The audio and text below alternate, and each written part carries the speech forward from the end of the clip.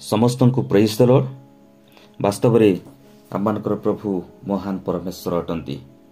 तांकर से असीम प्रेम एवं अनुग्रह आज ये सुंदर दिवसटी पाइछु। एणु प्रभु को उद्देश्य रे आज ये दिवसटी को आम व्यवहार करूँ। एणु आसु ताहांकु गौरव देउ देउ आज आलोचना निमंते पवित्र धर्मशास्त्र एक वाक्य अध्ययन करबा, जहाँ आपण माने पाई परिबे माथ्यू लिखित सुसमाचार 21 अध्याय 18 पदरु 22 पदर शेष अंश जाए। आउ स्थान रे एपरि लेखा अछि, सखाळे से नगर को बाहुड़वा समय क्षुदित हेले। आउ बाट पाखरे गोटे डिंबिरी गछ देखि ताहा पाखक गले। पुणी केवल पत्र छड़ा ताहाठारे आउ किछि न पाई ताहाकु कहिले, आउ केबे हे तोठारु फल न हेउ। सेथिरे सेई क्षणी से डिंबिरी गछ सुखीगला। शिष्य माने ताहा देखि चमत्कृत होई कहिले, डिंबिरी गछटी किपरि सेई क्षणी सुखीगला।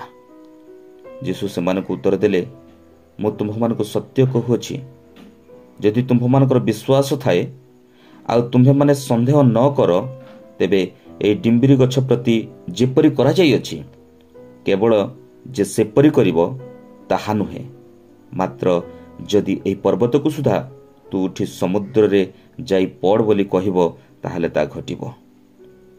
पुणी विश्वास करी प्रार्थना रे जहा किछि मागिबो सेई सबु पाइबो। प्रभु ए पठित वाक्य श्रवण रे एवं बुझिबारे आम प्रत्येकଙ୍କୁ आशीर्वाद करंतु।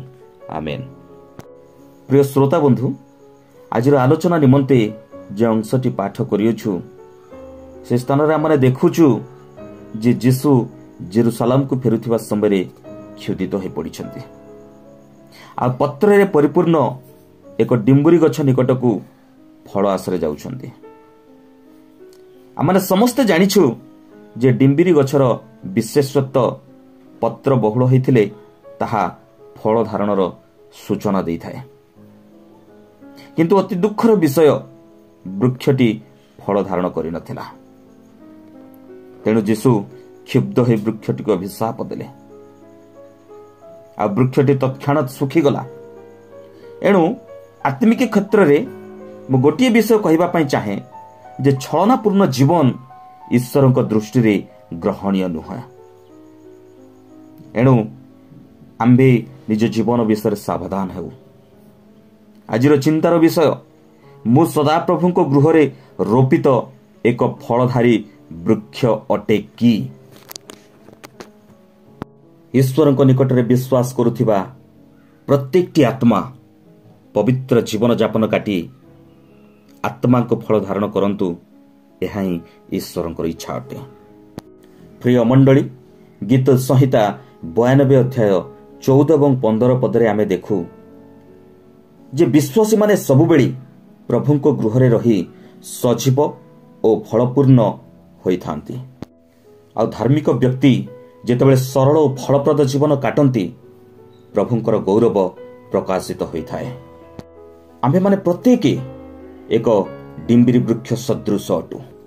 एणु समय रे कि असमय हो आम्भमानक जीवन रे आत्मिक फल दृश्यमान हेबार आवश्यकता रही। अनेक समय आम्भे माने शुक्ल वस्त्र रे सुशोभित होई बाहिक धर्मकर्म सेवा उपासना रे समय क्षेपण करुछु। किंतु यीशु आशा करुथिबा से आत्मिक फल जदि आम पाखरे नाही, तेबे आमे कोन से डिंबुरी वृक्ष परि अभिशप्त हेबा नाही। आमर ईश्वर आमठारु सबु समय रे फल आशा करिथांती, हेले अनेक समय रे आम्भे माने ईश्वर को फल देबा निमंते असमर्थ हेइथाउ।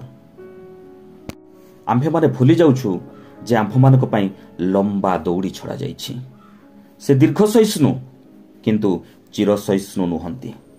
माथ्यू लिखित सुसमाचार तार 3 अध्याय 10 पद रे लेखा जाए, एबे सुधा गच्छ गुड़ाखरे कुल्हाड़ी लगी अछि। अतएव जे कोनोसी गच्छ जदि भल फल न फले, तेबे ताहा कटा जाई अग्नि रे पका जाए। आम्भमानक मध्यरु जणे सुधा विनष्ट हेउ, यह ईश्वरंकर इच्छा नुहे।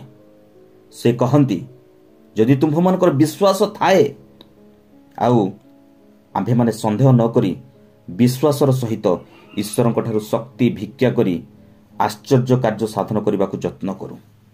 ତେବେ ପବିତ୍ର ଆତ୍ମା ଆମ୍ଭମାନଙ୍କ ମଧ୍ୟରେ ବହୁ ଆଶ୍ଚର୍ଯ୍ୟ କାର୍ଯ୍ୟ ସାଧନ କରିବେ। ପୁଣି ଆମ ଜୀବନ ଦ୍ୱାରା ପ୍ରଭୁ ଗୌରବାନ୍ୱିତ ହେବେ। ପ୍ରଭୁ ଏହି ଅଳ୍ପ ଆଲୋଚନା ଦେଇ ଆମ ପ୍ରତ୍ୟେକଙ୍କୁ ଆଶୀର୍ବାଦ କରନ୍ତୁ। ଆମିନ୍।